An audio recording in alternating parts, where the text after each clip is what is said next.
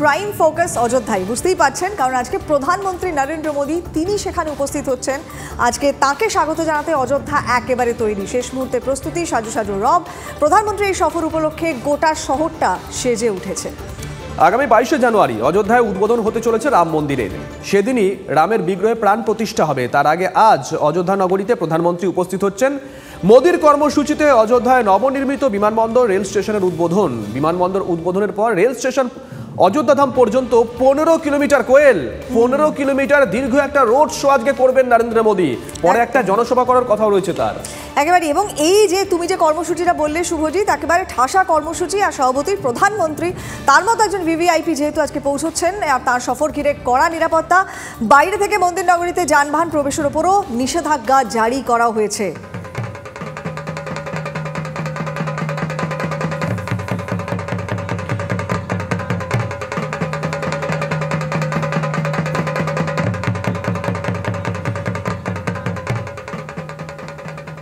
কোয়েল, আমাদের সহকর্মী জ্যোতির্ময় সেখানে পৌঁছে গেছেন এবং সেখানকার সব ছবি সবার আগে তুলে ধরেছে TV9 বাংলার পর্দায়। দেখুন, প্রধানমন্ত্রী নরেন্দ্র মোদীর অযোধ্যা সফরকে ঘিরে আজ অযোধ্যা নগরী যেভাবে সেজে উঠেছে তা এক কথায় নজিরবিহীন বলে মানছেন অযোধ্যাবাসী।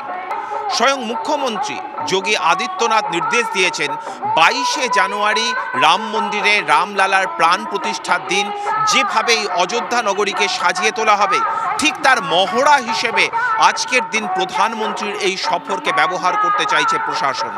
মূল লক্ষ্য মহাভারতের বিভিন্ন দৃশ্যকে ফুটিয়ে তোলার মধ্যে দিয়ে হিন্দু সংস্কৃতিকে এই অযোধ্যার কোণে কোণে প্রতি মুহূর্তে প্রতিফলিত করা। ফলত প্রধানমন্ত্রী নরেন্দ্র মোদী একদিকে যেমন আজকে সমগ্র অযোধ্যায় রাম মন্দিরকে ঘিরে কিভাবে পরিকাঠামোগত উন্নয়নের কাজ হয়েছে তা খতিয়ে দেখবেন, তার পাশাপাশি আগামী দিনের জন্য বিশ্বের সবথেকে বড় ধর্মীয় পর্যটন কেন্দ্র হিসেবে অযোধ্যা কতটা তৈরি তাও একবার যাচাই করে নিতে চাইছে প্রশাসন। অযোধ্যা থেকে ক্যামেরায় CPS নাথের সঙ্গে জ্যোতির্ময় কর্মকার, TV9 বাংলা।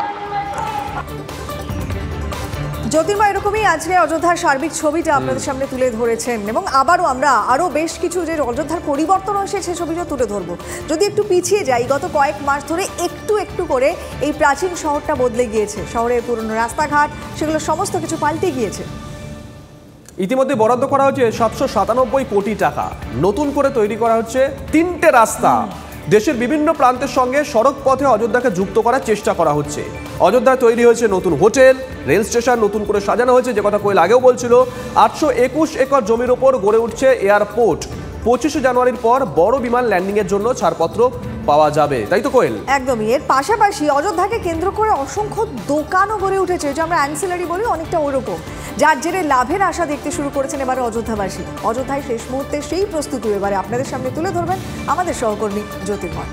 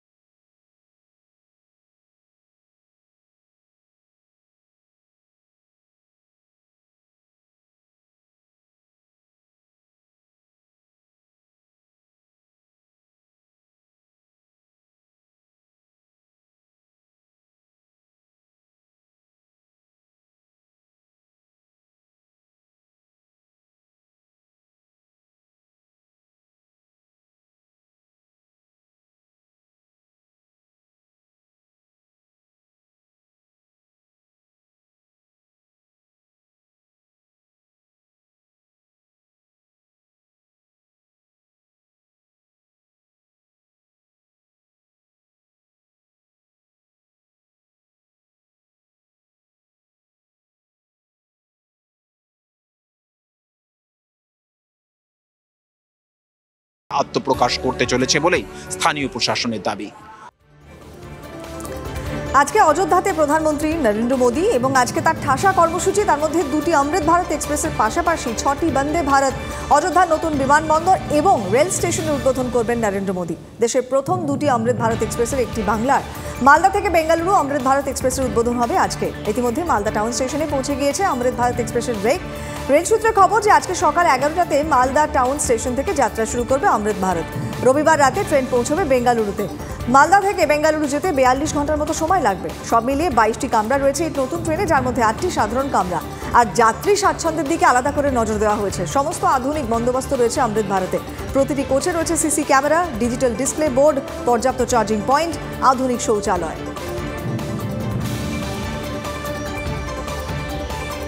আর এই মুহূর্তে আরো একটা বড় খবরের দিকে নজর রাখতেই হচ্ছে। পৃথক সাহানা ধর্মকোড চালুর দাবি, আদিবাসী বিক্ষোভের প্রভাব রেল চলাচলে। পুরুলিয়ার অবরোধ, আদিবাসীদের বিভিন্ন স্টেশনে দাঁড়িয়ে পড়েছে ট্রেন। পশ্চিম রাজ্য অসমেও একই দাবিতে আদিবাসী সেঙ্গেল অভিযান সংগঠনের অবরোধ বিক্ষোভ চলছে। এর জেরে বাংলা অসম সীমানাবর্তী বিভিন্ন স্টেশনে আটকে রয়েছে বেশ কয়েকটি ট্রেন। উত্তরবঙ্গ, সেখানেও ট্রেন চলাচল বিঘ্ন ঘটেছে। সুজিত রায় আমাদের সঙ্গে রয়েছেন টেলিফোনে, আমাদের সহকর্মী। সুজিত, দক্ষিণবঙ্গের ছবি অনির্বাণ একটু আগেই তুলে ধরলো, উত্তরবঙ্গের ছবিটা। অসমের শ্রীরামপুর স্টেশনে সকাল 6টা থেকেই আদিবাসীদের সংগঠন তারা রেল রক্ষা অভিযান শুরু করেছে। তাদের মূলত দাবি, উপজাতি মর্যাদা সহ একাধিক দাবি রয়েছে। তারা সকাল থেকে যে রেল রক্ষা অভিযান শুরু করেছে, এর ফলে কিন্তু বিভিন্ন দূরপাল্লার ট্রেন বিভিন্ন স্টেশনগুলোতে আটকে রয়েছে। আমরা যেটা জানতে পেরেছি, জোরাই স্টেশনে, অসম এবং বাংলা সীমান্তের জোরাই স্টেশনে গুয়াহাটিগামী বেঙ্গালুরু এক্সপ্রেস এবং শ্রীরামপুর স্টেশনে অবধ এক্সপ্রেস, গোসাইগাঁও স্টেশনে শিয়ালদাগামী কাঞ্চনজঙ্ঘা এক্সপ্রেস সহ বিভিন্ন দূরপাল্লার ট্রেন স্টেশনগুলোতে আটকে রয়েছে। ফলে যাত্রীদের মধ্যে কিন্তু যথেষ্ট ক্ষোভ বিক্ষোভ শুরু হয়েছে। তার কারণ দীর্ঘক্ষণ ধরে তারা স্টেশনে আটকে রয়েছে। এই ব্যাপারে আমরা উত্তর পূর্ব সীমান্ত রেলের আলিপুরদুয়ার ডিভিশনের সঙ্গে যোগাযোগ করেছিলাম। তারা স্পষ্টত জানিয়েছে যে ট্রেনগুলো, দূরপাল্লার ট্রেনগুলো স্টেশনে আটকে রয়েছে। সেই সব যাত্রীদের জন্য পানীয় জল থেকে শুরু করে বিভিন্ন কিছু সরবরাহ করা হবে। বেশ, নজর থাকবে, নজর রাখো সুজিত।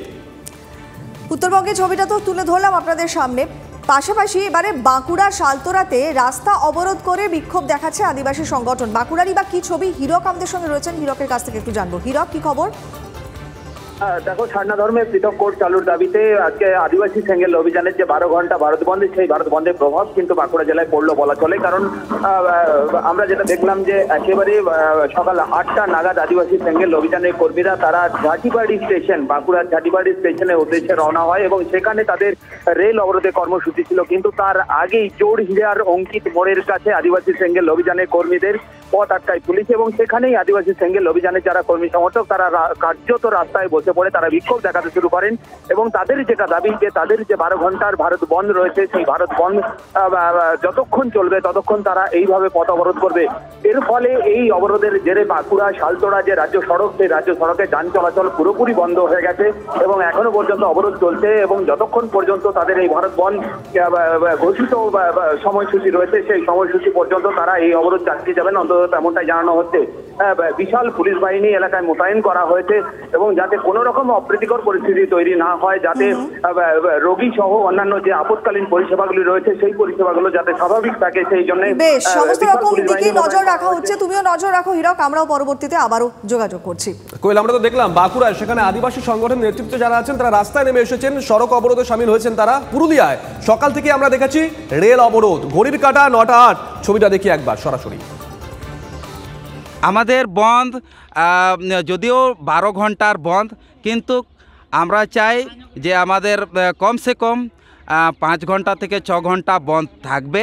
আমাদের এই যে মৌলিক অধিকারের দাবিটা, সারনা ধর্মের দাবিটা সরকারের কাছে যেমন পৌঁছে যায়, এটাই আমরা আশা করব। তারপরে ঊর্ধ্বতন যে নেতৃত্ব আছে, আমাদের রাষ্ট্রীয় নেতা, সাথে সাথে আমাদের রাজ্য নেতাগুলো আছে, তাদের নির্দেশে আমরা বন্ধ উইথড্রল করব। সারনা ধর্ম কোডের যে দাবি, সেই দাবি নিয়ে আজ সকাল থেকে পুরুলিয়ার কাঁটাড়ি রেল স্টেশনে অবরোধ শুরু করেছে আদিবাসী সেঙ্গেল অভিযান নামে একটি আদিবাসী সংগঠন। এই মুহূর্তে কাঁটাড়ি রেল স্টেশনে দেখা যাচ্ছে রেল লাইনের ওপরে যারা এই সংগঠনের কর্মী সদস্য তারা এখানে রেল লাইনের ওপরে মিছিল করছেন এবং এখানে ট্রেন আটকে গেছে। দক্ষিণ পূর্ব রেলের আদ্রা ডিভিশনের পুরুলিয়া চান্ডিল শাখার এই যে রেলপথ, সেখানে রেল চলাচল সম্পূর্ণভাবে বন্ধ হয়ে গেছে, যার জন্য আদ্রা থেকে কোনো ট্রেন এদিকে আসছে না। আটকে পড়েছে বন্দে ভারত এক্সপ্রেস। এরা দাবি করছেন 12 ঘন্টা তারা চালিয়ে যাবেন। অনির্বাণ বন্দ্যোপাধ্যায়, TV9 বাংলা, পুরুলিয়া।